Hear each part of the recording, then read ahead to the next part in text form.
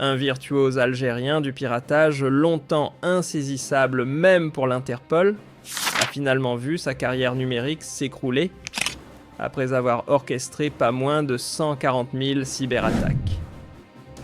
Il aura fallu du flair du nerf et une traque millimétrée pour faire tomber celui que l'on croyait intouchable, presque légendaire, dans l'ombre du web. À Alger, une opération digne d'un scénario de film d'espionnage vient de frapper fort, menée avec une précision chirurgicale par les forces de sécurité locales. Cette intervention marque un virage décisif dans la bataille contre le crime numérique, bien au-delà des frontières nationales.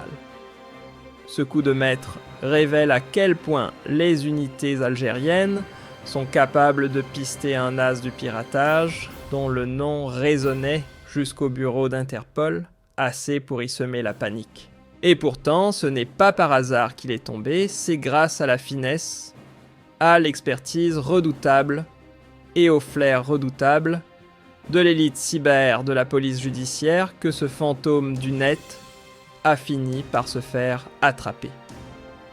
Derrière cette arrestation spectaculaire, une unité d'élite se dessine le joyau tactique de la stratégie numérique algérienne.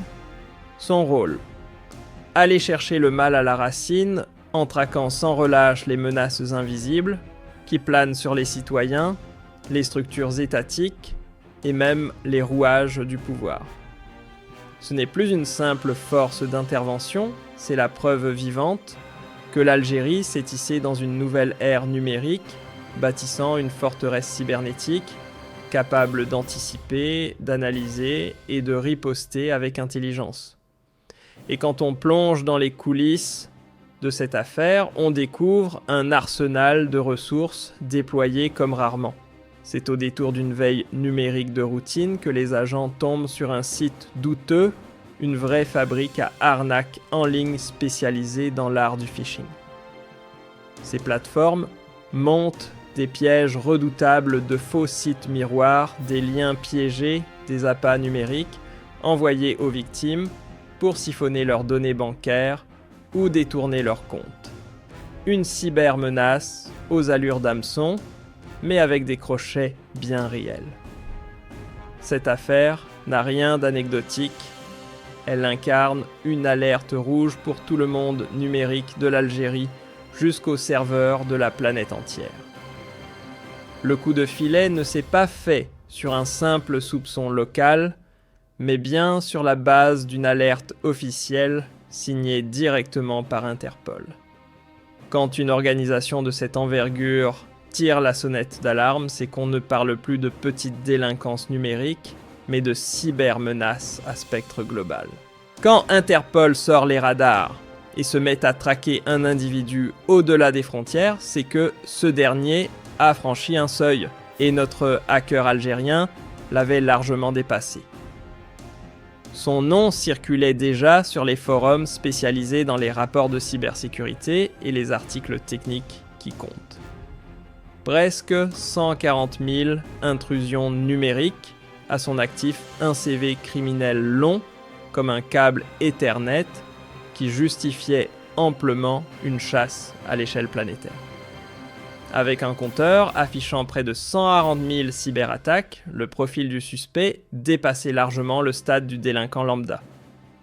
Il figurait désormais parmi les cybermenaces les plus sérieuses à l'échelle mondiale, un cas qui appelait une réponse concertée au niveau international.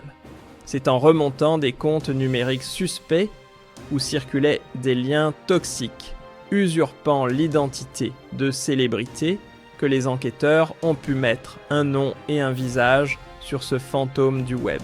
Une fois la cible identifiée encore, fallait-il l'atteindre.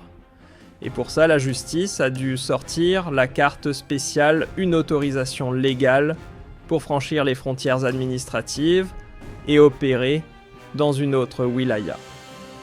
Une manœuvre complexe, parfaitement encadrée par la loi, qui prouve qu'en Algérie même, la lutte contre le cybercrime se joue dans les règles, même quand l'ennemi saute de région en région. Fait intéressant, le rapport officiel garde volontairement le silence sur le nom de la wilaya où l'opération a eu lieu. Pas un mot, pas une allusion. Un choix stratégique en phase avec une règle d'or en matière de sécurité nationale. Ce n'est pas parce qu'on sait quelque chose qu'on doit le dire. Surtout quand le silence protège une enquête aussi délicate. Mettre la main sur ce cybercriminel capable de faire trembler Interpol n'a rien d'un coup de chance. C'est une démonstration de force signée Algérie. Tandis que la presse étrangère encensait le génie noir du piratage, les forces de sécurité locales, elles avançaient dans l'ombre sans bruit ni projecteur, jusqu'à faire tomber celui que l'on disait intouchable. Une victoire discrète mais éclatante. Si certains doutaient encore des capacités numériques de l'Algérie, cette affaire leur apporte une réponse nette. L'État a désormais les outils et le personnel pour repérer, analyser et traquer des cybergroupes bien huilés, pilotés par des cerveaux rodés aux technologies de pointe et experts en infiltration réseau. On ne parle plus d'amateurs ici, mais de véritables commandos numériques, et l'Algérie est prête à les affronter. Et ne vous y trompez pas, ces attaques ne se contentent pas de vider des comptes bancaires ou de voler des identifiants. Leur cible peut tout aussi bien être une grande entreprise ou une infrastructure gouvernementale.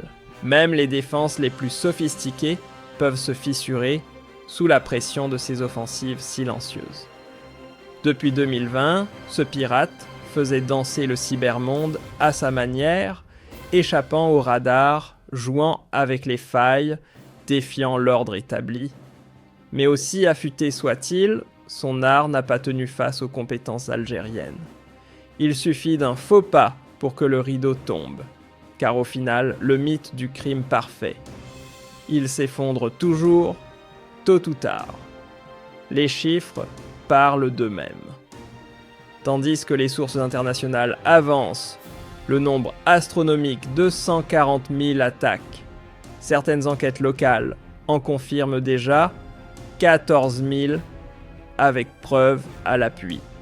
Et ce n'est pas tout, lors de la perquisition, les enquêteurs ont mis la main sur un attirail technologique utilisé par le suspect, un laptop, une tour centrale, 4 disques durs externes et 2 téléphones portables. Une vraie mallette numérique en version maison. Mais le plus surprenant, c'est que cet équipement, loin de briller par sa modernité, a fait sourire les internautes. Sur les réseaux sociaux, certains se sont même moqués, qualifiant le pirate de rookie, à cause de son matos dépassé. Et pourtant, cet amateur faisait l'objet d'un mandat d'Interpol et avait paralysé des milliers de cibles. Une contradiction qui mérite qu'on creuse un peu plus.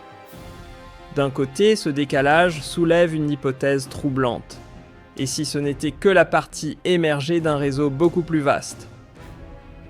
De l'autre, il remet sur la table une question cruciale: que fait-on concrètement pour protéger les citoyens de ce genre de cybermenaces ? Une chose est sûre, il va falloir redoubler d'efforts en éducation numérique, en prévention, et surtout en durcissant le cadre légal contre les pièges du phishing. Dans cette guerre silencieuse qui dépasse les frontières, l'Algérie n'a pas joué en défense. Grâce à l'œil aiguisé de ses unités spécialisées, elle a non seulement désamorcé les dangers locaux, mais s'est imposée comme un acteur efficace sur l'échiquier de la sécurité mondiale. Un coup stratégique réussi contre le crime numérique organisé bien au-delà de ses propres murs. Une fois localisé, le fief du suspect a été verrouillé avec méthode et l'homme placé en garde à vue. Depuis 2020, ces activités illégales tissaient leur toile, mais désormais, chaque fil va être inspecté à la loupe. L'opération menée avec discrétion et précision témoigne d'un professionnalisme rare, extension de juridiction saisie du matériel et silence radio sur les détails, tout a été orchestré sans faute. Ce dossier envoie un message fort: la cybersécurité ne relève plus du luxe, mais d'un pilier fondamental de la souveraineté nationale.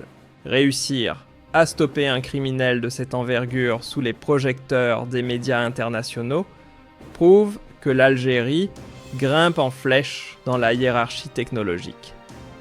Et surtout qu'elle sait protéger ses citoyens, même dans les recoins les plus obscurs du cyberespace. Ce qui n'était au départ qu'un signalement venu de l'international s'est transformé en un feuilleton à la fois complexe et captivant jusqu'à son épilogue sur le sol algérien. En filigrane, on découvre une orchestration millimétrée entre renseignements de pointe et coordination interservices.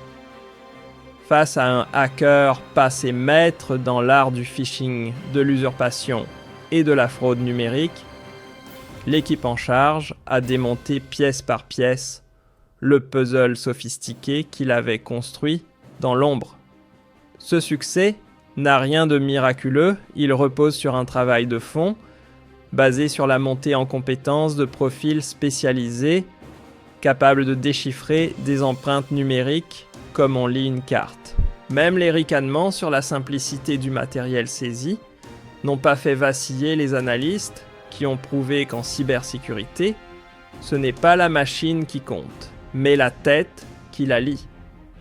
Ce qui compte ici, ce n'est pas la sophistication des appareils utilisés, mais la capacité des forces algériennes à en extraire l'essentiel. Transformer du matériel banal en arme d'enquête redoutable, voilà le vrai talent. Leur réactivité et leur précision à appliquer la loi face à des menaces numériques montrent d'une chose claire: l'Algérie n'est plus une cible passive, c'est désormais une forteresse debout face aux intrusions, au sabotage et à l'espionnage qu'ils visent, les citoyens, les institutions ou l'État lui-même. On est donc bien au-delà d'un simple coup de filet médiatique. Cette opération marque un tournant. Elle est la démonstration tangible que l'Algérie possède aujourd'hui une vraie puissance en cybersécurité. L'arrestation de ce hacker au cœur d'un dossier aussi complexe qu'édifiant n'est pas juste une victoire de plus, c'est un symbole de maturité stratégique dans la guerre numérique. Ce n'est plus juste une victoire isolée, c'est une étape décisive dans la construction d'un rempart numérique national capable de tenir tête aux géants de la tech mondiale. En montrant au reste de la planète qu'elle peut capturer un cybercriminel de niveau international, l'Algérie change de statut d'observatrice discrète. Elle devient un acteur engagé, bien décidé, à défendre son espace numérique, ses citoyens et ses structures contre les menaces qui se profilent. Ce dossier, aux ramifications multiples juridiques, technologiques, internationales, incarne bien plus qu'un simple cas de cybercriminalité. Il reflète une stratégie d'État aboutie où la cybersécurité n'est plus reléguée au second plan, mais intégrée pleinement comme l'un des piliers essentiels de la sécurité nationale du XXIe siècle. En scrutant les coulisses de l'opération, on comprend vite que ce coup de filet n'a rien à voir avec un simple coup de bol. Ce n'est pas le hasard qui a parlé, mais une montée en puissance méthodique de l'appareil algérien en matière de renseignement numérique. Pendant des mois, des signaux faibles ont été interprétés, des miettes numériques analysées et des connexions croisées. Ce travail de fourmi, appuyé par une coordination solide entre les différents niveaux des services de sécurité, a permis d'attraper une cible que beaucoup pensaient intouchable. Ce qui en ressort, c'est une évidence, l'Algérie dispose désormais de cellules ultra spécialisées, entraînées pour évoluer dans les angles morts du cyberespace. Des zones floues où les criminels numériques les plus avancés déploient leur réseau. Et pourtant, ces unités parviennent à y établir une surveillance active, une capacité de réponse et une présence dissuasive qu'on n'avait jamais vue à ce niveau auparavant. Ce coup d'éclat n'a pas seulement marqué les esprits à l'intérieur des frontières. Il a aussi redessiné la manière dont l'Algérie est perçue à l'échelle internationale. Dans un monde où les cyberattaques sont devenues l'un des plus grands casse-têtes des gouvernements, être capable de répondre à un signalement mondial, d'agir en lien direct avec Interpol, et de livrer un résultat concret, rapide et exploitable. C'est le genre de prouesse qui fait grimper en flèche la crédibilité d'un État sur la scène sécuritaire mondiale. Et cette reconnaissance n'a rien d'accessoire. À l'heure où les menaces numériques se multiplient, où les groupes criminels n'ont plus de frontières, et où Internet est devenu un champ de bataille géopolitique, pouvoir compter sur un partenaire fiable, comme l'Algérie, n'est pas un luxe, c'est une nécessité. En collaborant efficacement avec Interpol, le pays montre qu'il joue désormais dans la cour des grands de la cybersécurité et qu'il s'engage concrètement pour la stabilité du monde numérique. Pour comprendre pleinement ce dossier, il faut le replacer dans le décor plus vaste de notre époque ultra connectée. Les réseaux sociaux omniprésents, la dématérialisation des services publics ou bancaires et l'explosion du e-commerce ont transformé Internet en un immense terrain de jeu pour les esprits malveillants. Chaque avancée technologique devient une porte potentielle pour les cybercriminels les plus inventifs. Aujourd'hui, les attaques par hameçonnage, les rançongiciels, les usurpations d'identité ou les intrusions ciblées ne relèvent plus de cas isolés. Ce sont des pratiques rodées, industrialisées et parfois même vendues comme des services. Dans cette jungle numérique, la victoire de l'Algérie n'est pas juste celle d'un État contre un pirate. C'est un signal fort envoyé à ceux qui croient pouvoir frapper sans conséquence. Ici, l'impunité n'a plus de place.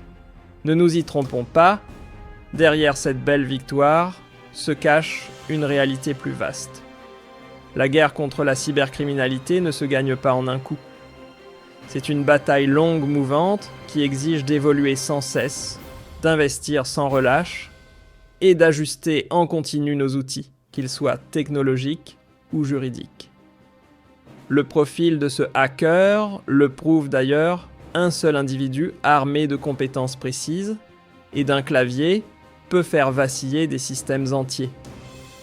C'est un rappel brutal de l'urgence d'intégrer la culture numérique à tous les niveaux dans les écoles, les universités, les administrations, jusque dans les conseils d'entreprise. Former la population au danger du numérique, c'est bâtir un bouclier collectif. Plus les citoyens sont informés, moins ils sont vulnérables. Un tissu économique conscient des risques devient naturellement plus solide. Et un pays qui investit dans des unités spécialisées, des centres de veille, une formation continue et un arsenal législatif à jour est un pays capable non seulement de riposter, mais surtout d'anticiper, de bloquer et de neutraliser les attaques avant même qu'elles ne frappent. Ce dossier met le doigt sur une vérité souvent ignorée. Dans l'univers numérique, le vrai danger ne brille pas toujours par son apparence. Les équipements saisis chez le hacker avaient tout du matériel dépassé, basique, vieillot, presque ridicule pour certains. Et pourtant, ce sont bien ces outils low-tech qui ont servi à orchestrer des attaques d'envergure. Preuve que la véritable force d'un cybercriminel réside moins dans le hardware dernier cri que dans son savoir-faire, sa patience et sa capacité à exploiter les failles humaines bien plus que celles des machines. Ce paradoxe devrait faire office d'avertissement général. Car la menace numérique ne se présente pas toujours sous la forme d'un super ordinateur ou d'un hacker à capuche dans une cave. Elle peut venir d'un simple clic, d'un lien anodin ou d'un comportement banal. Ce qui compte, ce n'est pas l'apparence, mais la capacité des États à capter l'invisible, à traquer l'intention derrière les écrans et à déjouer les scénarios soigneusement déguisés derrière la façade de la normalité. Sur ce terrain, l'Algérie ne se contente pas de disposer des bons outils technologiques, elle avance aussi avec une vision sécuritaire adaptée aux défis du moment. La décision d'élargir les compétences judiciaires à une autre wilaya illustre parfaitement cette évolution. Le droit international s'infiltre progressivement dans le droit national et les institutions gagnent en souplesse pour agir au-delà des cadres classiques. Cette flexibilité n'est pas un hasard. Elle repose sur une mécanique bien huilée, coordination entre régions magistrats formés à la cybersécurité et procédures harmonisées. On assiste à une mue profonde dans la manière dont l'État pense la sécurité numérique, un cyberespace sans frontières, appelle une réponse tout aussi fluide, rapide et interconnectée. Mais cet épisode soulève aussi une autre question cruciale, celle de la confiance numérique. À l'heure où la vie passe de plus en plus par des écrans, ce n'est plus un luxe, mais une nécessité. Que les citoyens puissent croire en la sécurité des plateformes des services en ligne et des institutions censées les protéger. Voir tomber un hacker derrière des milliers d'attaques menées aux quatre coins du globe, ça rassure. Ça envoie un message clair, l'État n'est pas spectateur. Il veille, il protège et il agit. Même les criminels, les plus confiants drapés dans un anonymat qu'ils croient infaillible, finissent toujours par être repérés, traqués et neutralisés. L'invisible en cybersécurité ne reste jamais invisible bien longtemps. Et cette réussite met en lumière un pilier de cette efficacité, les unités spécialisées. En particulier, la brigade de lutte contre la cybercriminalité s'impose ici comme la tête de pont d'une nouvelle ère. Une ère où la tech, le droit, le renseignement et la cryptographie s'unissent au sein d'un même dispositif pensé pour répondre aux défis du numérique. Mais pour continuer à progresser, il va falloir appuyer sur l'accélérateur. Plus d'équipements, plus de formation de pointe des passerelles solides, avec les experts du privé, les startups innovantes et le monde académique. Dans ce domaine, avancer seul, c'est reculer. La cybersécurité ne se construit qu'en réseau. Au final, cette affaire agit comme un miroir tendu vers l'avenir. Elle pousse à repenser de fond en comble les fondations de la souveraineté numérique algérienne. En misant sur ses propres ressources humaines et ses compétences locales, plutôt que de s'en remettre à des solutions toutes faites, venues d'ailleurs, l'Algérie trace la voie d'un modèle de cybersécurité autonome, façonné pour coller à ses réalités, à son territoire, à ses ambitions. Cette démarche souveraine ne s'arrête pas à la simple défense des réseaux. Elle implique la prise en main des infrastructures critiques, la montée en puissance de spécialistes formés localement, la mise en place de pôles de recherche dédiés et l'adoption d'une stratégie nationale cohérente. C'est cette architecture qui permettra au pays non seulement de contrer les menaces actuelles, mais aussi de se préparer aux futurs terrains d'affrontement cyberattaques ciblées, intelligence artificielle hostile, espionnage numérique et attaques contre les systèmes vitaux de l'État. Ce n'est pas un point final, mais une virgule dans l'histoire numérique de l'Algérie. L'arrestation de ce pirate n'achève rien, elle amorce un nouveau chapitre. Celui d'un pays qui ne se contente plus de suivre le mouvement, mais qui prend sa place dans l'arène mondiale de la cybersécurité. Un État qui mise sur le capital humain, renforce ses structures et montre sans trembler qu'il sait défendre son territoire numérique avec méthode, intelligence et autorité. Au fond, cette affaire est plus qu'un simple coup d'éclat, c'est la preuve éclatante que l'Algérie a désormais en main les clés de sa propre souveraineté numérique. Elle possède les moyens, la vision et surtout la détermination d'assurer à ses citoyens une protection réelle dans un monde ultra connecté où les menaces, souvent invisibles, sont devenues omniprésentes.